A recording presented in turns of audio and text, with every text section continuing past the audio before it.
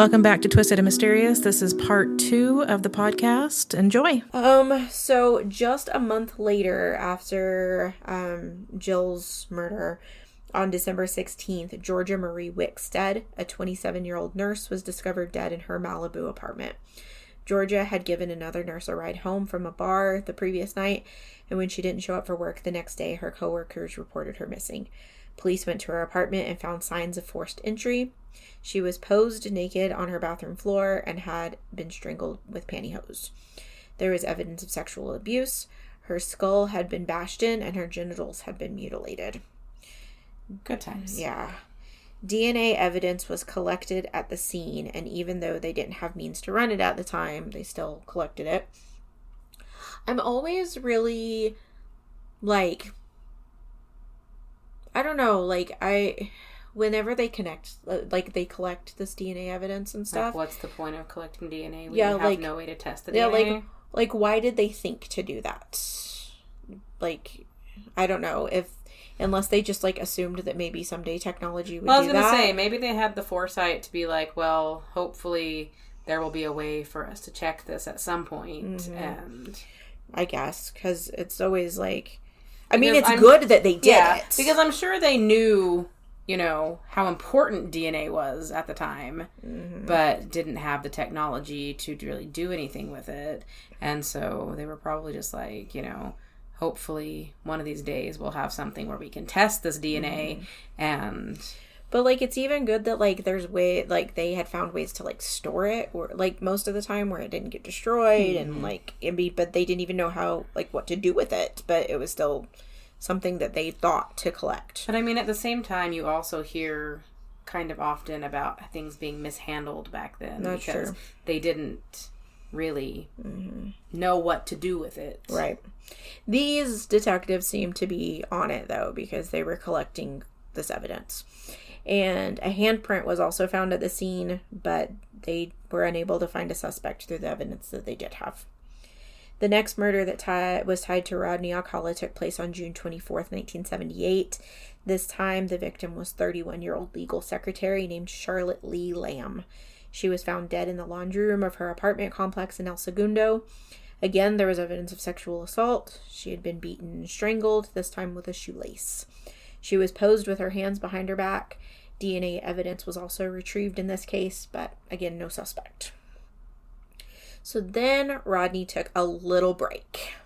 Just a wee one. Just a little one. That way, on September 13th, 1978, he could appear and win an episode of The Dating Game. Yikes.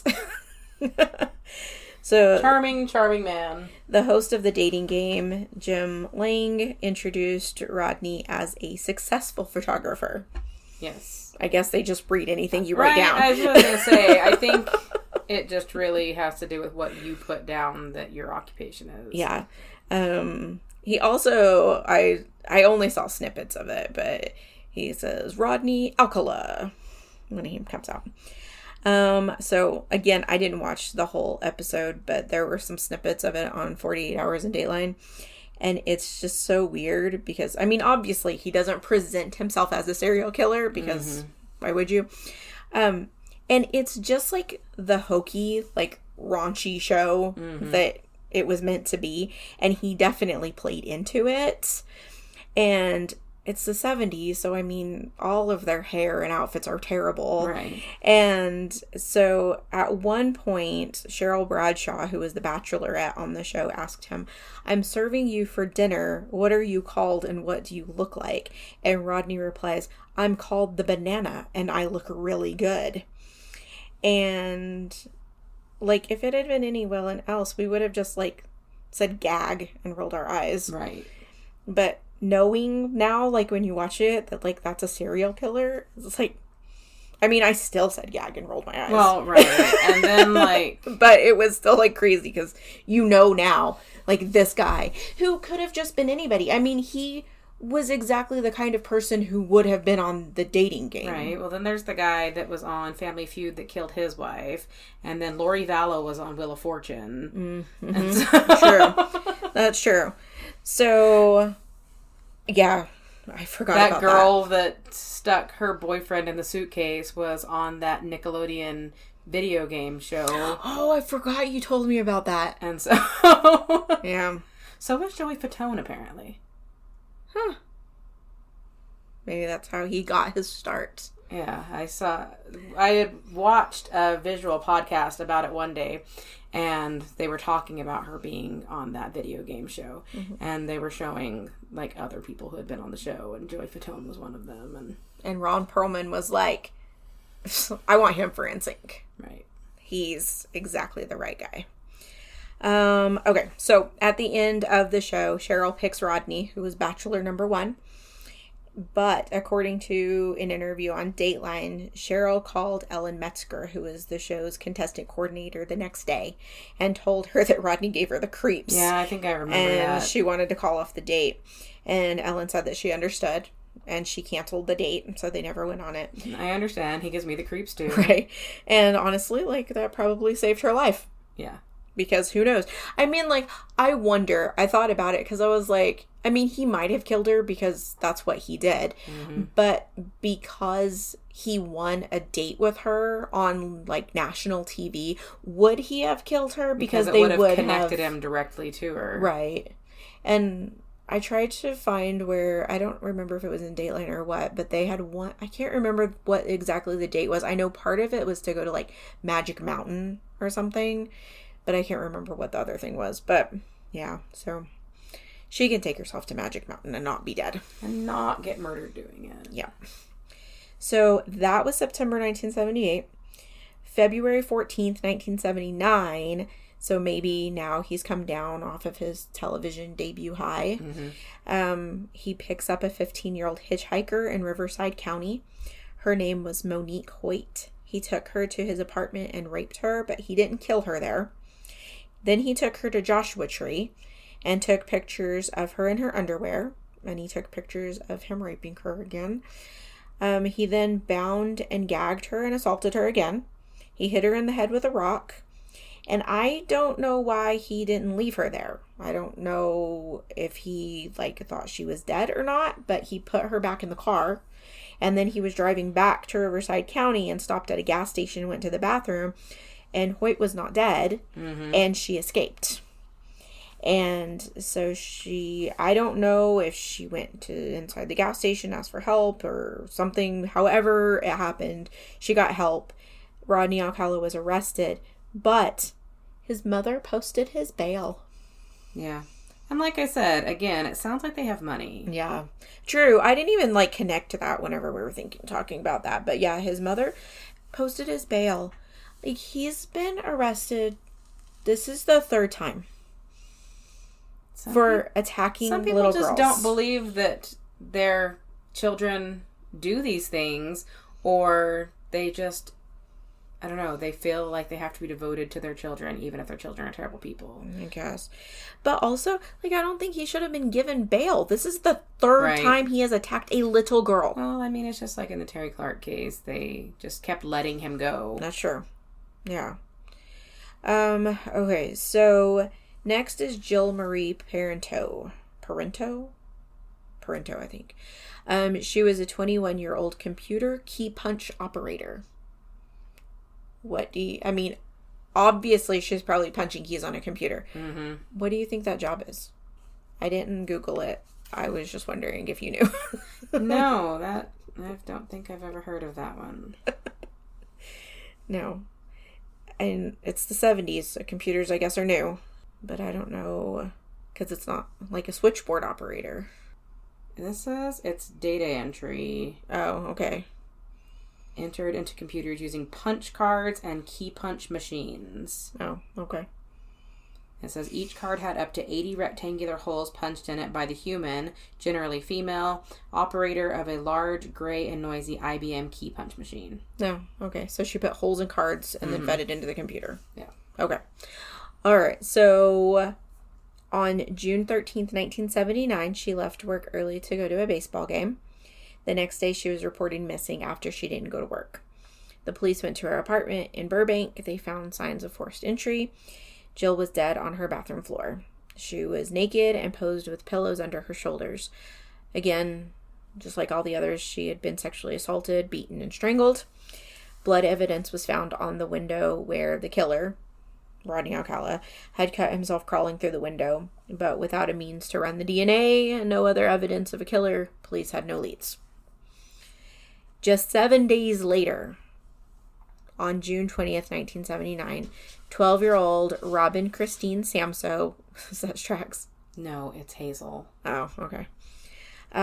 So I think, because she's usually the one who scratches on this door if she knows I'm in here. Yeah. Okay, sorry, let me start that over again. So 7 days later, on June 20th, 1979, 12-year-old Robin Christine Samso was hanging out at Huntington Beach with her friend. They were just doing kid stuff. I think her friend on 48 Hours said that they were having a cartwheel competition. Mm-hmm. As they should be. Right, they're 12. A man walked up to them and said he was a photographer and asked if he could take their picture. Robin agreed. The friend said that she seemed kind of skeeved out by him, but Robin was like a happy, like, you know, all right, cool, take my picture, you know. And, but at that moment, one of the friend's neighbors walked over to check on them when she saw the creepy man talking to them, and he took off. Neighbor. Yes. And Robin had to leave to go to a ballet class. So she had gotten a job at the ballet studio answering phones to kind of trade to take classes for ballet. She's only 12. Yes. But she, so she left because she had to go to her job. And her friend told her to take her bicycle and just to get there. But she never made it to ballet class. She was found 12 days later, dumped off of Santa Anita Canyon Road in the Los Angeles foothills. She had been raped, beaten, and stabbed. Stabbed this time. Yeah, not strangled. Yeah. This time, however, they had a lead because Robin's friend was able to give a description of the man who had approached them on the beach, and Rodney Alcala's parole officer recognized him. And so he was arrested and he was held without bail this time. So Mama couldn't come to the rescue this time. At this time, he was only on trial for Robin's murder because they didn't have him connected to the other ones. And he was found... Again, they couldn't, like, test his DNA and make sure it was the same as all these other... Right, and it's not like he went in there and confessed to doing all of this, so... he was found guilty on May 8th, 1980, and he was sentenced to death. However, the California Supreme Court overturned this decision in 1984 because the jury was told of his prior sex crimes. And I never understand why juries are not allowed to know about the previous crimes of these people because it just... Like, it seems like it speaks to their character. I know, but it's supposed to, like, bias them, and they want them to just focus on this particular crime and judge them based on this particular crime. And so they're trying not to bias the jury, even though I think it's a silly rule, too. I think that's really all it comes down to, is they're trying not to bias the jury. They want them just to know the facts of that particular case. And I get that. But it's, like, also... This is, I mean, that they know of, this is the fourth little girl he's attacked. So it seems like this is like what he does. And people should know that this is what he does. But anyway, so the ruling was overturned because of this. And he was given a second trial, and in May of 1986, they said that the second trial was basically exactly the same as the first trial, only without the evidence of his prior crimes. He was found guilty again, and he was sentenced to death again.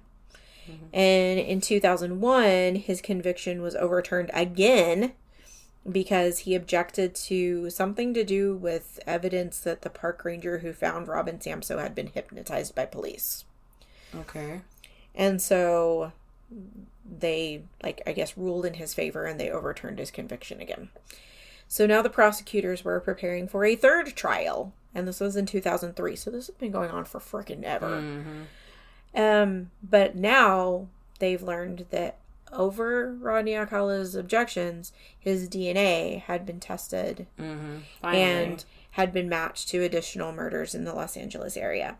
So in 2004, the new indictment included the murders of Jill Barcombe, Georgia Wickstead, Charlotte Lamb, and Jill Parenteau.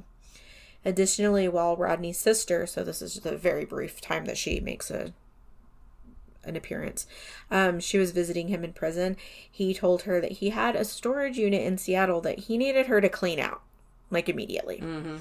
But police had already found a receipt for the storage unit, and they had already gone to search it. And they found a bag with various pairs of earrings in it. So apparently that was like one of his trophies, along with all the pictures he was taking, I guess. Earrings with Charlotte Lamb's DNA were found, as well as the earrings that Robin Samso's mother recognized to be the ones she was wearing the day that she was killed. Also in the locker were thousands of pictures of young women and boys. Well, he's a successful photographer. Successful. He successfully takes creepy pictures. Well, I mean, I guess if he took the pictures and developed them and they came out, then that was successful. That was a success. So in this third trial, Rodney Alcala decided to act as his own attorney, which is always a really good idea. They always recommend that. Yes. So apparently, I didn't see any clips of this. I wish that I had. He would ask and answer questions directed at himself. Mm-hmm. And so he would address himself as Mr. Alcala in a deeper than normal voice. Mm-hmm. And then he would answer himself. I hope that he also ran between the floor and back and forth, like sitting and then jumping back and yeah. Like standing there in front of the witness stand and then running behind the witness stand. Uh-huh. That would be I hope so too. That would be really good. So he claimed that he was at Knott's Berry Farm applying for a job as a photographer when Robin was kidnapped. He attempted to prove that Robin's earrings were actually his own by showing them a portion of his appearance on the dating game. Okay. But one of the guys that was on the dating game with him testified and was like, it wasn't normal for men to wear earrings in 1978, and I think we would all noticed that he was wearing earrings. Like, it would have been weird. So during his closing argument, he played the Arlo Guthrie song Alice's Restaurant for the jury. Okay. And in the song, the character that is speaking is telling his psychiatrist that he wants to kill. And Arlo Guthrie just says, like, I want to kill, like, over and over. And it's really weird. And, like, that just seems like a bizarre choice to play when you're trying to get off of murder charges. I don't know. It was weird. But, just surprise, he was found guilty again. Not again. I know, right? Third time's a charm. Tally Shapiro showed up as a surprise witness for the prosecution during the penalty phase, and he was sentenced to death for the third time. In January 2011, man, this went on forever. Like 40 years. Yeah, forever. So, in January 2011, a Manhattan grand jury indicted Alcala for the murders of Cornelia Crilly and Ellen Hover. He was extradited to New York, and in December 2012, he actually pled guilty to both of those murders. Okay, fine, you got me. I did it. The death penalty had been overturned in New York State in 2007, so the judge sentenced him to an additional 25 years to life on top of his death sentence in California, and he was sent back to California to serve his time on death row. So all of the pictures they found in the storage locker. In March 2010, Huntington Beach police posted more than 100 photos in hopes of identifying the people in the pictures, because they aren't confident that these are the only, like, the ones that he was convicted of, or the only women that he had attacked or killed. There were, like, thousands of pictures. Yeah, I mean, he seems prolific. They said that, like, there were, like, 900 pictures that they couldn't post because they were, like, sexually explicit. But, so they posted, I think it was, like, between, like, 110 and 130 pictures or something that they, like, posted on a Flickr. Yeah. And they were hoping that, you know, somebody would, like, see one of these people. And there was one, I didn't write it down, but because it came to me just now, where a lady got called by, like, a friend or something and was like, I just saw your picture on the news. People are looking for you. And she remembered that, like, this guy had approached her while she was, like, roller skating or something. And, like, he took her picture, but she was one of the lucky ones. Yeah. But After the pictures were released to the public, a woman came forward who recognized one of the pictures as her sister. Her sister was Christine Ruth Thornton. On 48 Hours, the woman tells the story that her son sent her the picture and told her that it looked like his aunt, whom he had never met, but he had heard stories about her. And the picture is of a dark-haired woman riding a motorcycle. She's wearing a yellow shirt, jeans, and sandals. And the woman said that she kind of thought it was her sister, but she was like, but maybe it's not. But then because she's wearing sandals, apparently, similar to me, she had a weird pinky toe that kind of like curved up. And you can see that in the picture. And she was like, this is absolutely my sister. Yeah. Like, that's her weird pinky toe. I know her by her weird toe. Yeah. So in 1977, Christine had been 28 and had planned to move to San Antonio to live with her boyfriend. The couple broke up around Biloxi, Mississippi in June of 1977. She was last seen hitchhiking.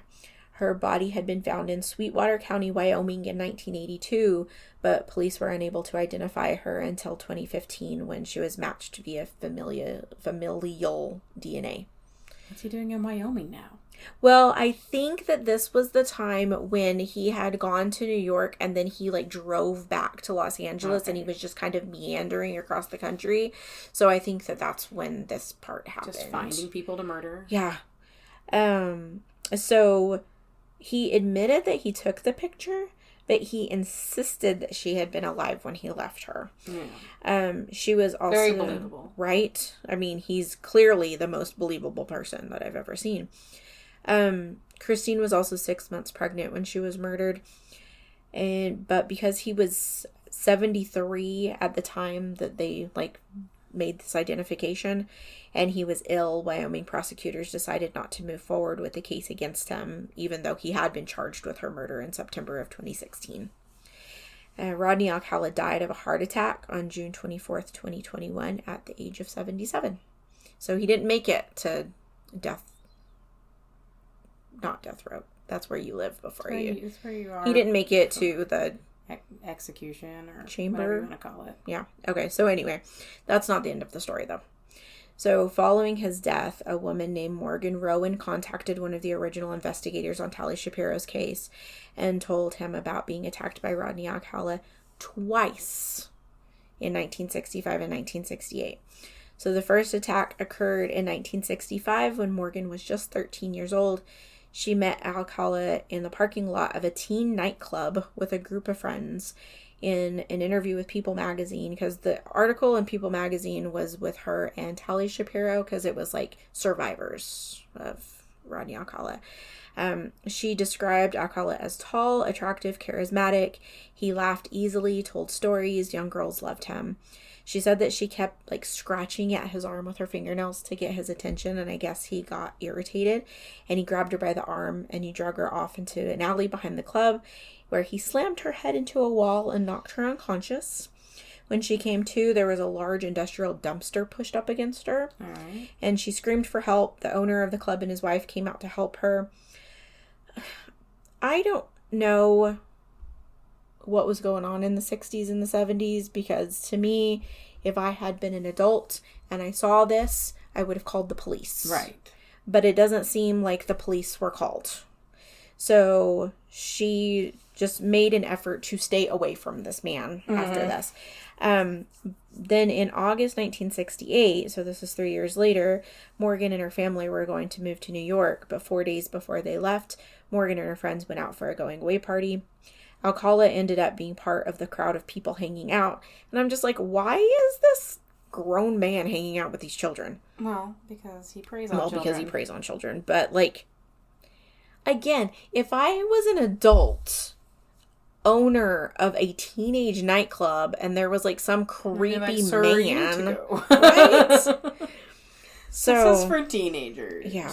And in 1968, it doesn't say she was at the teen nightclub, but when she was 13, But anyway, so Alcala ended up being part of the crowd of people that was hanging out. She and a couple of friends got into the backseat of a car because they, this group of friends was all planning to go to a restaurant. And guess whose car it turned out to be? I can't even imagine. It was Rodney's. Really? Really? Yeah, he got into the driver's seat, and Morgan said that while she was scared, she did not get out of the car. They did go to the restaurant, and, like, I guess at some point after they ate or whatever, she went to the bathroom. And when she came out, Rodney came up to her and told her that they were ready to go back to the Strip. They all got into the car, but instead of going to the Strip, Rodney drove to his apartment. They all went inside, they smoked weed, they listened to music, and then Alcala grabbed Morgan by the arm and pulled her into a bedroom and locked the door. She said that he punched her between her eyes, and she hit her head against the wall, and she fell down, but she was still conscious. He stuffed his belt into her mouth, and she was struggling to breathe. He bound her wrists with a necktie. He punched her in the stomach until she said she could feel her ribs breaking. Mm-hmm. He cut her clothes off with a knife, and then he raped her. Her friends then apparently realized that she was missing from the group. Like, wake up, guys. Like, they've got other stuff on their mind. So they start pounding on the bedroom door, and a friend broke into the room through a window. And I guess after, like, when the friends broke into the room, he, like, stood up and he was all bloody because, you know.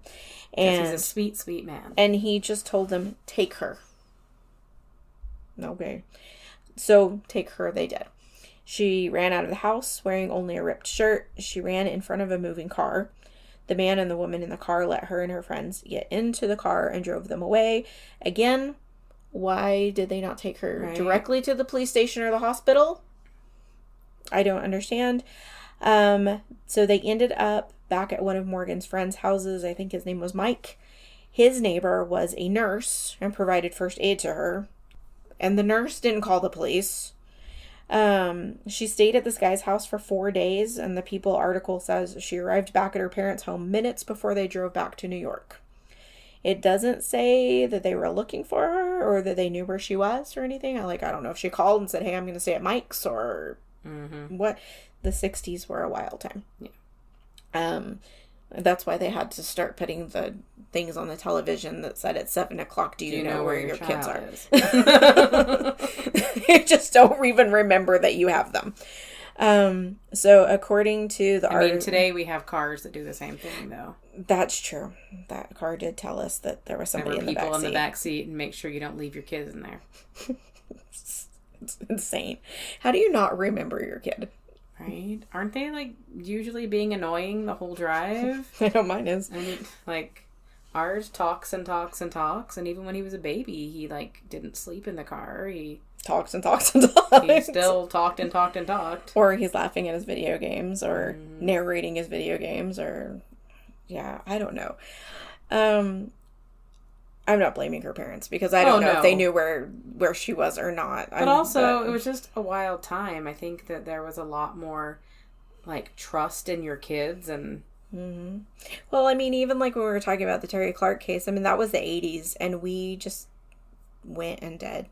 Mm-hmm. I mean, granted, we usually told Mom, like, we're going to our friend's house or we're going to the 7-Eleven or whatever, but...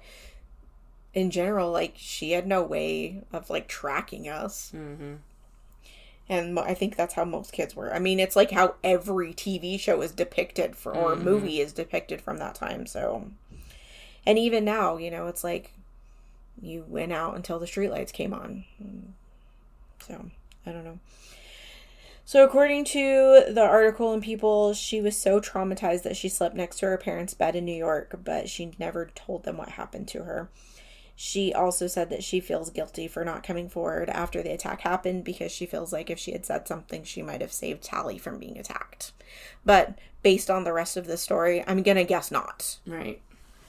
Because they just kept... Yeah, like I said, he was very prolific and he wasn't going to stop no matter what as long as he wasn't incarcerated. Well, and they weren't going to incarcerate him clearly. And, I mean, they didn't do anything until he murdered somebody. Mm-hmm. That's what I'm saying. Like, he wasn't going to stop doing it as long as he wasn't in prison. Yep. So, there are 3 other victims in Washington State that police believe Alcala may be responsible for, but they don't have enough evidence to definitively tie him to those cases. And recently, Anna Kendrick directed and starred in a Netflix movie called Woman of the Hour that depicts Rodney Alcala's appearance on the dating game. I have not watched that because we don't currently have Netflix. But I kind of was reading about it, and I don't know that it's, like, super accurate. Yeah, I was going to say, because, like, I watched that, like, Zac Efron, Ted Bundy one, and... Oh, yeah, I liked that one. I liked it, but I don't know that it was super accurate. Oh. I think they sort of elaborated a little bit. Maybe. That one was good, though, because it was, like, based on the book that the girlfriend had written, and so that was a good one. He played a good Bundy, I think. And I really like Zac Efron, Oh, yeah, but, like... I'm just saying, he played a good creep. It's not like, who was it? Stanley Tucci, where, like, I used to love Stanley Tucci, and then after he was in The Lovely Bones, like, I don't like Stanley Tucci I still love Stanley Tucci, but he was really good at playing a creep in that movie. He was, like, too good at it. I mean, like, he kind of redeemed himself a little bit with Easy A, because I really like his character in Easy A. Yes. But he freaking creeps me out now. Yeah. He was way too good at that. So, I did go online to look for the pictures that the Huntington Beach police had posted, and the website is really long. But if you Google, so I just Googled the words Flicker and Rodney Alcala, and you'll find a page that was posted by KPCC Southern California Radio, and it has all of the pictures on those. You can also find them on ABC 2020 Instagram. It's also posted on CBS for 48 hours. And if you have any information on any of the people depicted in those pictures, you can contact Huntington Beach Police Detective Patrick Ellis via phone at 714-375-5066 or email at pellis, P-E-L-L-I-S, at hbpd.org. And remember that the images were shot before July 1979, so that's kind of the time period that you're looking at. And that is the story of the dating game killer. That is the story of the dating game killer. You know, I think serial killer names are misleading sometimes. Yeah. Because the dating game killer almost makes you feel like he was preying on people who appeared on the dating game or something. Or that he would have killed the girl that he won the date with. But it really doesn't have much to do with the dating game at all. No. He just happens to be a guy that was on the dating game. Yeah, that just, like, in the middle of his, like, murder spree, he stopped and got a little date. Didn't even get a date. Well, I mean, he won a date. He just didn't get to go on it. But, yeah, so I felt like that was kind of misleading. So that is our story, and again, we're really sorry about last week, and hopefully going forward we won't have as many technical difficulties. We're probably going to start recording in the studio again soon. Yep.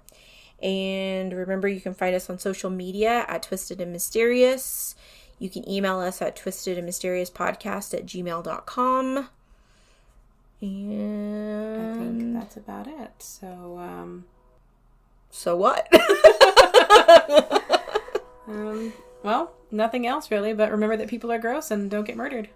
Mm-hmm. We'll hopefully see you next week. Hopefully we'll see you Wednesday at midnight. So. Bye.